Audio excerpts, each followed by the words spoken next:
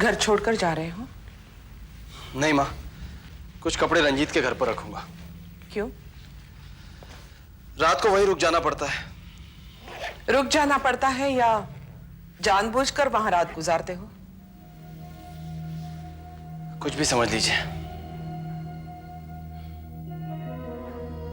हमारे नसीब में क्या लिखा है, कम से कम वो तो बता दो।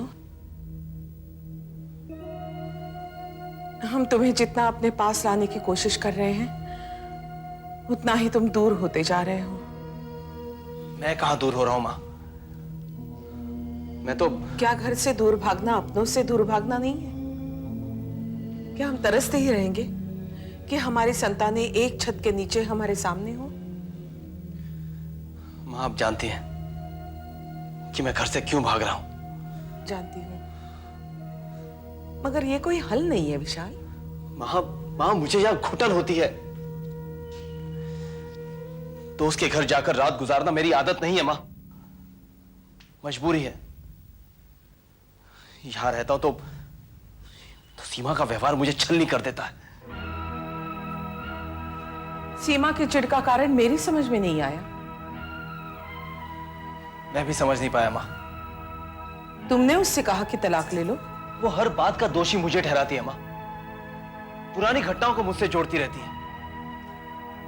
खुद की कमियां दूर करने की कोशिश नहीं करती, दूसरों को गलत बोलती रहती है। अब ऐसे जिंदगी कैसे चलेगी मां?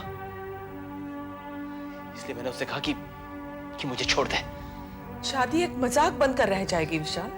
जिंदगी मजाक बने, इससे तो अच्छा है कि रस्में मजाक बन जाए। और हमारी शादी तो एक ऐसी रस्म है जो दबाव में आकर हुई है। मैं इसका बोझ कब तक उठाऊंगा? आज हर बात का कसूरवार फिर मुझे बना दिया गया है। आपको क्यों?